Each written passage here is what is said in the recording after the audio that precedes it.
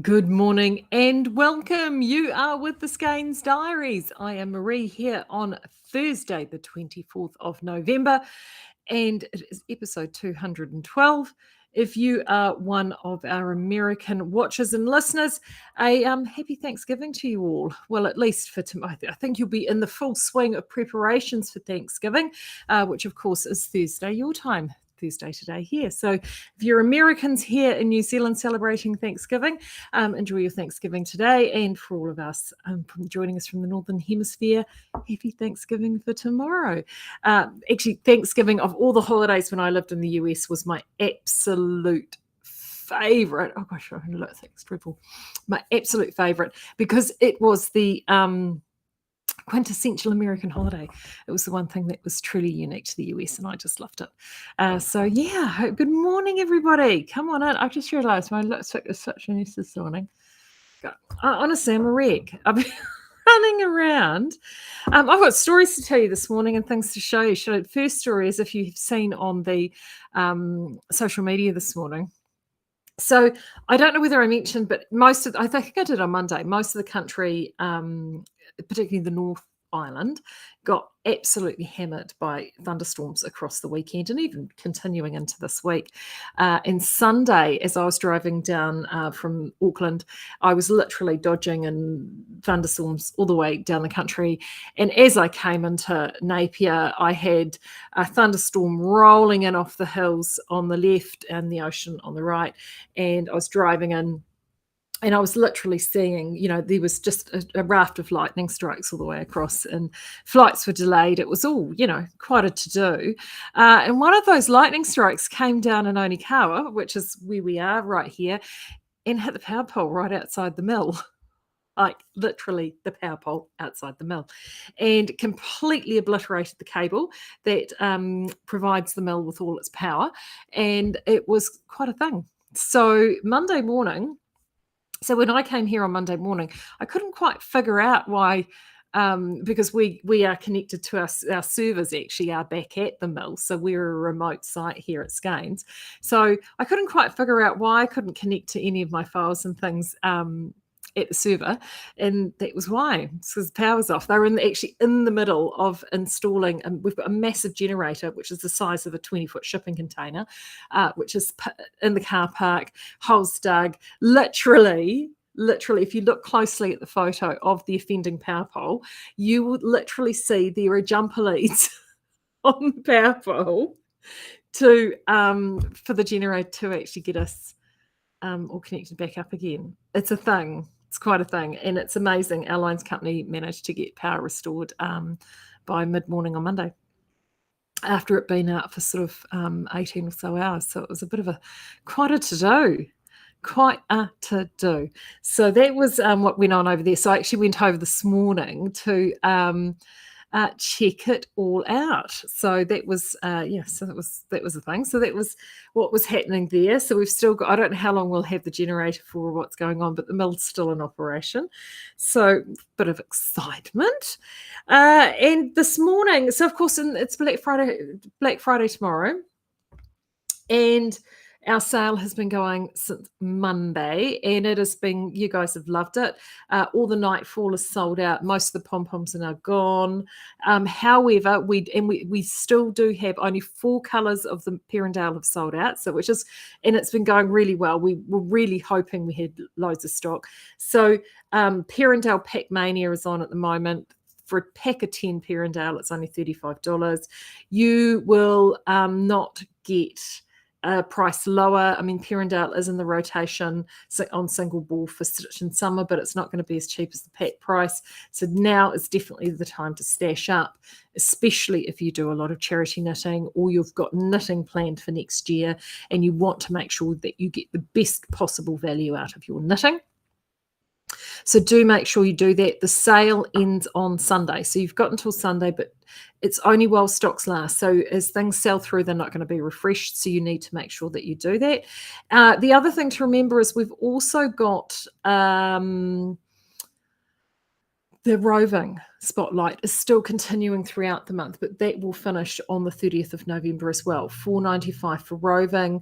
As I mentioned, Sue Yan from the Dragon Knitter on Instagram, she's published her beautiful sweater, and it looks amazing. And if you're in the Speakeasy and you follow Solange Thompson from Fantown, she has got her beautiful design that she's working on at the moment in roving, and she put up the most stunning photo yesterday. So it is definitely a really gorgeous yarn. I'm loving it. I'm enjoying knitting it.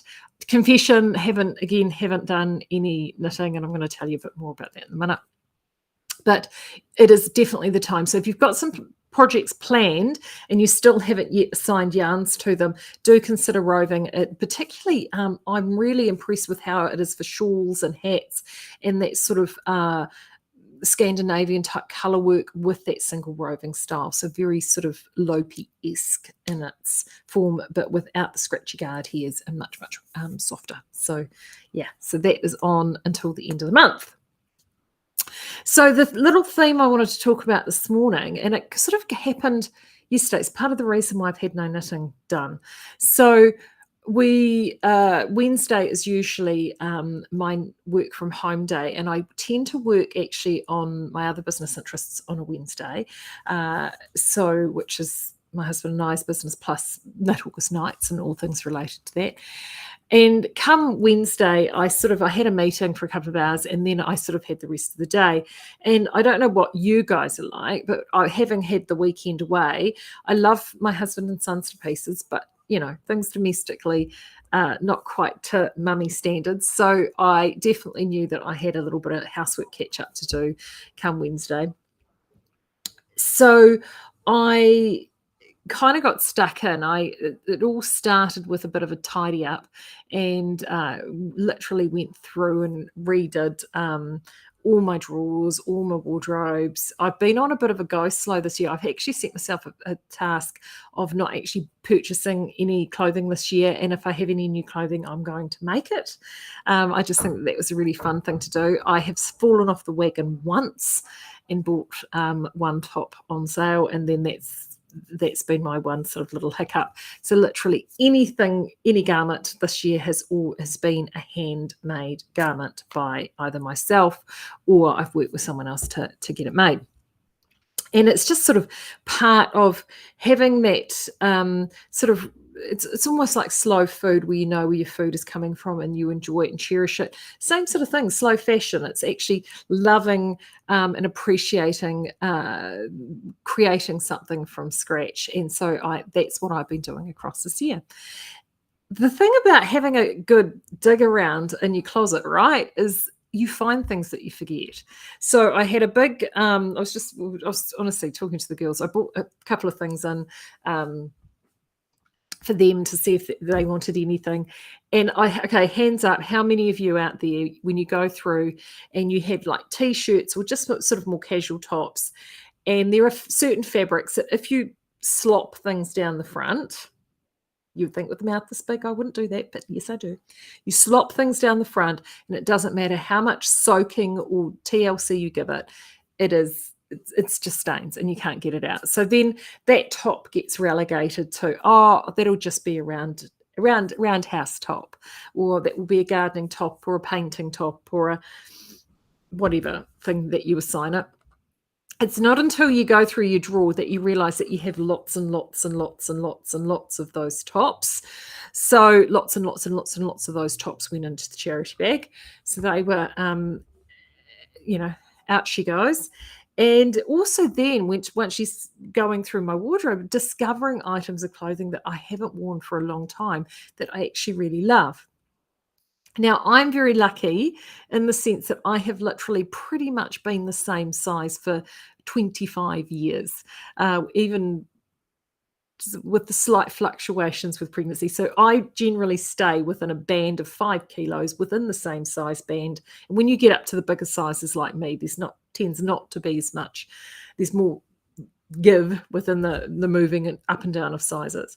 So that means that I have lots of depth in my wardrobe. I've got things in there that are 25 years old that still fit because, I'm certainly not somebody that yo-yos up and down with their weight and size. I have been fairly consistent all the way along.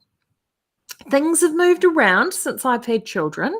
The things I don't tell you, things have moved around since kids, but essentially I've pretty much remained the same size. So it has been nice to actually go through and reassess and have a look at all of those things, reassess and look at the handmade knits and stuff that I've got there, and also playing around with different combinations within the wardrobe and seeing what sort of holes that I've got for knitting. So that has been something quite lovely. I've also been able to bring some stuff back into the shop. Veronica this morning was actually giving them Veronica is a whiz on our depilling machine. She loves it. So she was giving things a bit of a zhuzh up, and they've gone back into the shop for samples, and it was really satisfying. Then I went out and had lunch with a girlfriend of mine, and it was brilliant. So this friend is, she has just left her career of 22 years. She's quite a bit younger than me, like she's at least a decade younger than me. And she has been in the Navy for 22 years and she's just left. And I said to her, how does it feel? Have you gone to another job? I haven't caught up with her since her retirement. And she's like, no, she said, for the first time, I'm taking the summer off. She said, for the first time ever, I'm, just taking a break. And she's just loving it. And her husband have a daughter, and she's a fabulous little girl. And she was telling me how they have decided to do a homemade Christmas this year. And she was showing me photographs. Her and her daughter have been working on all these different little projects. And her daughter has decided that she's giving everyone that she loves for gifts these painted rocks, smooth painted rocks. And the rocks are all painted. They're for gardeners. And they're all, like the stakes that you put in the ground to identify things in your vegetable garden. Well, she's made rocks like this. So with the names of herbs and vegetables, and they are fantastic. She showed me photos of them. They really were quite amazing. So that just really got me thinking too, because I've been thinking this year about doing a lot of stuff as a handmade Christmas as well. Partially knitted, but also culinary too. Because let's face it, we all need to, I don't know about you guys, but I know certainly from our financial situation, we are being much more careful than what we have been before, because, there is a lot of uncertainty out there. And I think it's sometimes with a little bit of tangential thinking, you'll be amazed at what you can achieve and actually save yourself a little bit of money as well. So I thought I would show you some ideas around doing stitching Christmas. So Eliza, who works for us, and this is the beautiful thing about Christmas and stitching, right? It's Christmas and crocheters. This is the crochet time of year, because this is when crochet, I think, truly becomes into its own, is at Christmas time. Because let's face it, lots of the Christmas decorations and things that you do are quite small, and they tend to get a little fiddly. But with crochet, of course, it's not fiddly at all. And look at these. Eliza has made all of these. These are for our Christmas tree. So, of course, we're being traditional here. We're waiting until American Thanksgiving is finished, and the tree will probably go up next week. But look at these. Aren't these gorgeous? So these are just a pattern. She's just made this up. So it's just, but I'm going to show you Ravelry in a second. This sort of thing is pretty easy to find. But she has gone and done all of these. I just think these are so cute. She has just gone and done all of these in vintage. There it is there. So vintage carmine, eggshell, and matcha is what she's gone and used for these. And they are just so super cute. And what I love about them is that they just make really fantastic decorations, but you can also too, if you are wanting to do something small for friends, this is where you can pop. They become literally little stockings and sacks to actually pop something extra into. And I like a lot of culinary gifts at Christmas because I like to cook. And every year, the one thing I do every year, because I do a partial handmade Christmas. Everyone that's sort of in my sphere knows about Marie's Christmas nuts. It's a thing. and I make these sort of maple, salted maple nuts every year, mixed nuts, kilos and kilos of them. Like, I think last year was a little bit down on previous years. I think I only did 5 kilos last year. I think the most I ever did one year was 11 kilos of these roasted nuts, and I give them away as Christmas gifts. Like my brother, for example, all he wants for Christmas is his quote unquote, "You're giving me my box of nuts, right?" That's what he wants every year. Is this box of roasted nuts. Easy. But this is where these are great, because this is where you can make, like if you're making little homemade candies, or the other thing that I love to make is things like beautiful little salad dressings and stuff. If you're able to get sort of small little jars or anything, little bottles that could fit or slide into there, they make great little gifts. Homemade liqueurs or gins, especially if you've got fruits left over, infusing berry fruits with either gin or vodka to create your own flavored liqueurs, and then off into little bottles. And these they make really, really fun gifts. So those are the sorts of things you can do. So those are the stockings.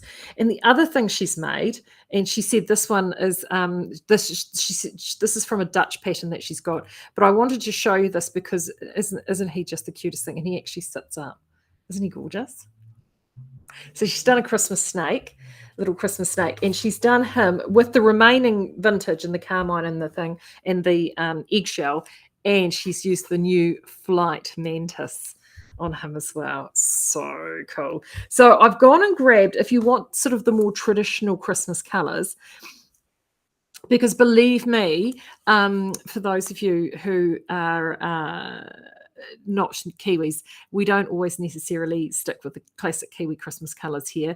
So down here, of course, red and green also, instead of representing holly, which it usually does in the Northern Hemisphere, down here this represents Pahutakawa, because those are the beautiful native trees that are flowering at this time of year. So that's the vintage combos. But the other combos to also consider, and I just grabbed these, is the new flight combos. So Robin and Mantis, these are two of our new colours. And that is with, I think that's Dove. Should that be Dove? Owl. That's Owl. So that is, if you want something a little bit zesty, that's in Flight DK. And if you want something a little bit more rustic, this isn't I've just grabbed these. This is 4-ply and cozy. You can still actually do this in the DK and the snug version. So that is green and red in either cozy or snug. And I have just grabbed cream Southlander. Cream Perendale would work as well if you're wanting to go for the DK version. So those will give you the classic red, green, and white Christmas shades. But it is quite common down here not to go classic Christmas in terms of colours. I know that I know the combination of bright pink, aqua blue, and white is also very popular down here. What other colours have I seen? I've seen purple and red is another. I mean, to be honest, you can do whatever you want. But it's also about finding like different ideas of things to do. So where do you find these ideas, I hear you ask, Marie? Well, this is where, again, in the theme of digging things out of things that you have at home, how many of you, and I know, see Kathy's on here, chances are this has come from Kathy's stash from when she sent me stuff, Kathy. I think this was one of the ones that came from you, I think, Kathy. Kathy sent me a whole bunch of magazines. She had a clean out, did our Kathy, and she had all her magazines and books, and she's brought them down. These, this one's Simply Knitting. A lot of these magazines, particularly the British magazines, every year at Christmas time, come out with these supplementary magazines or leaflets at Christmas. I've got oodles of them. And Kathy said, yeah, I think so. Yeah, I think this is one of yours. I've always kept them, and I keep them here in our library so people can access them. They are fantastic, and they're full of lots of little ideas. So if you've got a stash of knitting magazines that you go on, hidden in the corner of your stash room, or under a bed, or in a box, or in that suitcase, and that you've held on to because you can't beat apart with them, and they're not cheap, they were quite, so you've kept them. This is time to blow the dust off and go and dive into those, because you will probably find the Christmas editions will have something along the lines of this, Christmas ideas. And they tend to just come, I love them. This is a great example because they often come with knitted blocks and motifs, right? So you can actually turn around and find what, like you can make little things that do little motifs on. See, look at that one there with the little snowflake motif. So that's often a really good source for those. And then you have, like, look at these this is little knitted decorations. Look, so cute. There are so many things like that. So if you're somebody, I quite like these little Christmas egg cozies. So if you're somebody who has got a stash of these hidden away at home and you haven't dug them out or looked at them in the cupboard for a long time, now is the time, because you might be surprised at what you find in there. But fear not. One does not need to require to have these little things at home. And if you're wanting to save a little bit of money, most of us in our communities have our local libraries, which have a wonderful resource. And I've gone and pulled these 3 books out because, again, you guys may actually already own these books. They came, I'm just trying to see when they came out because I've had mine for a while. This one, when were these published? It's a $6 million question, isn't it? Is this going to tell me when you were published? No, that's useful, isn't it? Oh, there we go, 2006, so early 2000s. Who bought one of these back in the day? The One Skein Wonder book. So I think this was the first one, One Skein Wonders.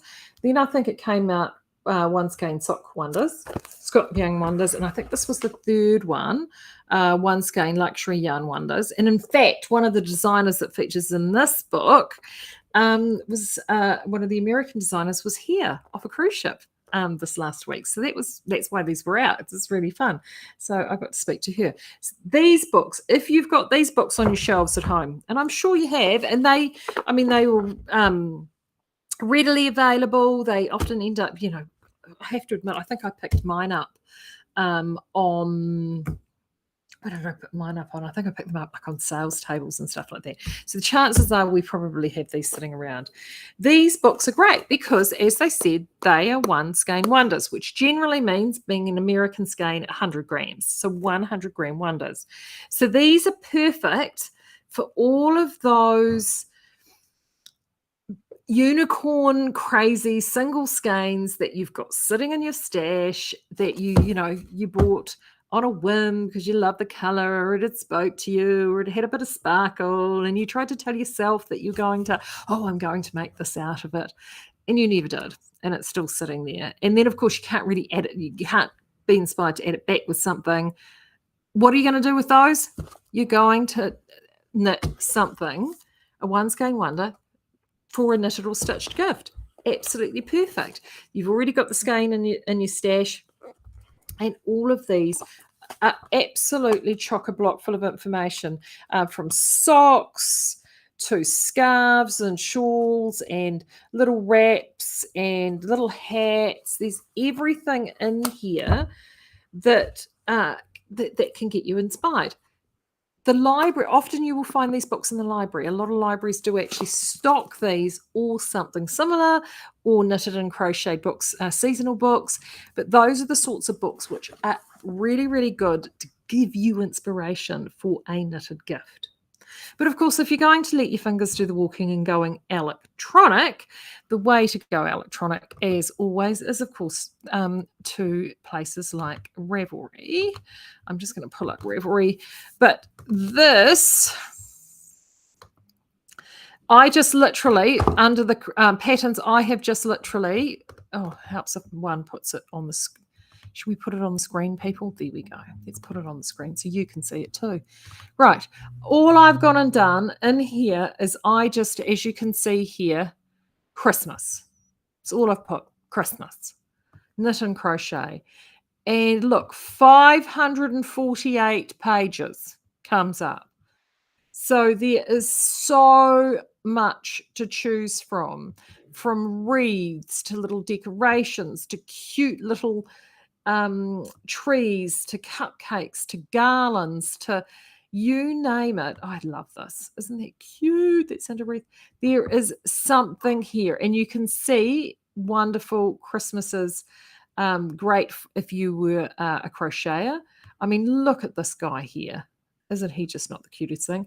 These are great, actually. These knit Christmas trees done sideways, which you can then embellish up with your own decorations.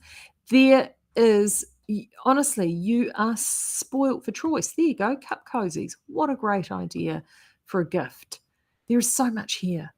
There is so much here. It's just sort of stretching the brain a little bit more to create or to see what is available. And that's just page 1. So there is, I mean, these gnomes, there's also, I know, the ducks. It's crazy, right? Let's just, we'll have a quick look at page 2. See what's on page 2. Yeah, there is so much here. Look at those stockings. Aren't they amazing? Beautiful. Now, if you find all of this just a bit much and quite overwhelming, so much, incredibly overwhelming, and you want to narrow the search down a little bit, do make sure, and I think it was this time last year, I had Charles Gandy join us. Now, Charles has done a number of Christmas-inspired designs. He's got a wine bottle sleeve. He's got loads of Christmas themed socks, so striped socks and embellished socks, and he does he's got an ornament bottle stopper. There's a whole bunch, loads of Christmas ideas there. He's also, because of course of his work with embellished socks, he's got a lot of sock patterns and a lot of designs that actually use just single skein. So definitely do check out Charles D. Gandy as a designer on Ravelry, because Charles has got a great repository if you're wanting to do Christmas and gift knitting. So that is definitely worth checking out, very, very, very much so. But it's just, it is about trying to sort of think a little bit outside of the square. In terms of Christmas knitting and creating, the other thing you can create is if you know somebody who's a little bit crafty themselves, so you don't need to make it for them, but you know that they might want to actually make something and they love it. Remember, you have the ability to gift patterns using Ravelry, and I've got a funny feeling I think the pattern gift along is going on at the moment, but you can also do that, gift a pattern on Ravelry and create their own knitting kit. You can have the yarn, you can pull together the pattern, you can put it together in a beautiful handmade bag or something that you can do themselves and actually allow them to knit that themselves. There are so many things that you can do. So hopefully I'm getting you a little inspired for a little bit more of a handmade Christmas this year. And I know that for me, it is definitely something we'll be doing. And of course, this is the joys of teenagers now. Our teenage sons have really no interest in, I actually miss it. I love the days when when the children would be like, the wish list for Christmas, that what they wanted for Christmas generally started January 1 and to run down the whole year. Whereas now that I've got big grown-up smelly boys, it's like, Mum, can we have cash for Christmas? Because that's all they want, because they want to be in charge of what it is that they purchase, and they do not want to run the risk of mother getting it wrong. And they're both going out and getting jobs this year and doing all of that kind of stuff. So the sort of little fun and joy of Christmas is gone. So I'm personally looking forward to actually doing some making this Christmas and actually doing my nuts. That's actually my job tomorrow, is to go to my nut supplier and get my nuts in. Oh, God, that sounded wrong, didn't it? Get my nuts in. Actually, this is one of the other things that's really, really fun. Speaking of all of this, if you're looking, one of the other things I do with the nuts, and I'm going to do them this year, is I will often go to op shops and look for quirky and fun jars. I personally quite like the Moccona coffee jars. And if you don't have them at home, you can often find them actually at charity or opportunity shops or junk shops. And I just give them a good clean. They make great nut jars, but you'll be amazed. You will be amazed at what you can find at those stores. One of the other things I love is when you go to those stores, especially I find the smaller church-based stores are really good for these, is biscuit tins, Christmas biscuit tins. You know, the tins, I mean, I don't know what the tradition is like in North America, but down in this part of the world, Christmas biscuits were a thing. They would bring out these sampler tins at Christmas time and they'd have Christmas themes on them. It is, I don't know, it's a hangover, I think, from our British origins, but those make great tins to put your little homemade bits and pieces in and pop them on. They are heaps of fun. You know, don't worry about tacky wrapping paper. Yes, those. Yes, Margaret's just saying she's got 3 with buttons in them. Exactly. I've got I've got one with buttons too. So those also make fantastic Christmas nut tins and things to put your items in. So think a little outside of the square, and then you can have a handmade upcycled Christmas. And I will be organised once I do my first batch of nuts. I think I published them last year and the year before, but I should actually roll out and put the recipe back up for everybody because they're the easiest thing in the world to do. And I love them. But I also make, oh gosh, what else have I done? I've done dressings, I've done fudge, I've done, I'm actually thinking about flavoured mayonnaises this year. I know, crazy, right? And I even make my mayonnaise from scratch. Tragic. I know, that's me. Tragic. Yeah, whatever's your passion. Play to your strengths. That's the tip. Play to your strengths. I know Barbara's in there. She's got an amazing garden. Barbara's always sending. Barbara and I exchanged. Well, she gives me most of them because she's brilliant. She's always exchanging me tips. So, yeah, I will get the nut recipe up because it is such a goodie. It's nice and easy. So I hope I've been able to inspire you a little bit because let's face it, it's a month, isn't it? 24th November today, so it's a month away. But if with a little bit of planning, I will have you as festive. Oh, where do I get my nuts from? Vicky, I get my nuts from Vetro Trading. So we're very lucky that the home Vetro is based actually here in Napier. In fact, Vetro, literally, their warehouse is based just around the corner from where I live. And they do have branches throughout places in the North Island. So that's where I get them from. If you have generally a place that does sort of bulk foods, so that Vetro does do a lot of bulk foods, so they have bulk nuts, so I get them from there. I would say they're probably a bit expensive from Faro, but even it's gone now. If you've got like a wholesaler type place that may have them, but that's where I get mine from. I think Vetros actually are online. So check those out, but I get mine from Vetro's. Oh, Binnin. There we go, Barbara. Yes, Binnin. If they're still around. And Gilmore's. Here you go. Yeah. So it's easy peasy. And sometimes too, they do a mixed nut pack at Vetro, which is your classic mixed nuts, which tend to be Brazil nuts, hazelnuts, and almonds are the 3. I often pimp mine up. So I will do those 3. So I'll buy that classic pack, which is the 3. And then I will buy generally like some walnuts and sometimes pecans or macadamias, depending on what's around.